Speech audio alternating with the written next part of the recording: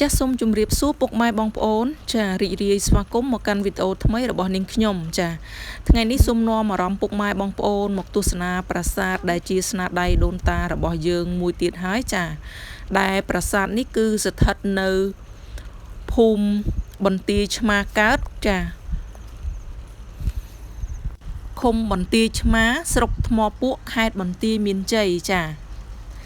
ឥឡូវយើងបានមកដល់ទីតាំងនៃប្រាសាទហើយគឺប្រាសាទរងការខូចខាតអស់ច្រើនចានៅសល់រូបរាងតែតិចតួចដើម្បីឲ្យយើងមកទស្សនាទេបងប្អូនចាគឺមានថ្មជាច្រើនរប៉ាត់រប៉ាយជុំវិញនៃតួប៉មនៃប្រាសាទតែម្ដងចាពិតជាគួរឲ្យសោកស្ដាយនៅស្នាដៃរបស់បុព្វបុរសខ្មែរយើងមែនទែនចា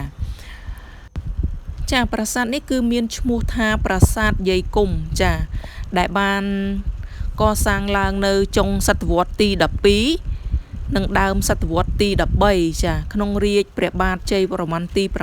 7ដើម្បីឧទ្ទិសដល់ព្រះពុទ្ធសាសនាមហាយានចាប្រាសាទនេះគឺសាងសង់អំពីថ្មភក់តាមរចនាបថបាយ័នចាហើយប្រាសាទនេះដែរគឺជាមន្ទីរពេទ្យមួយក្នុងចំណោមមន្ទីរពេទ្យ2ដែលស្ថិតនៅទិសខាងជើងនៃប្រាសាទបន្ទាយឆ្មាចាដែលប្រាសាទយាយគុំនេះគឺជាមន្ទីរពេទ្យបែបវិទ្យាសាស្ត្រចាហើយក៏មានប្រាសាទដែលជាមន្ទីរពេទ្យបែបជំនឿសាសនានៅខាងក្រោយនៃប្រាសាទយាយគុំនេះមួយទៀតចាគឺប្រាសាទចិញ្ចឹមត្រីចាវីដេអូក្រោយនាងខ្ញុំនឹងបង្ហាញជូនបងប្អូនអំពី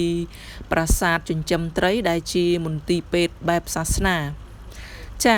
មន្ទីរពេទ្យបែបវិទ្យាសាស្ត្រនេះគឺគេព្យាបាលអ្នកជំងឺបន្ទាប់មកបើសិនជាគេព្យាបាលនៅមន្ទីរពេទ្យវិទ្យាសាស្ត្រនេះមិនបានជាសះស្បើយទេគឺគេនឹងបញ្ជូនអ្នកជំងឺទៅមន្ទីរពេទ្យចាបែបជំនឿម្ដងបងប្អូន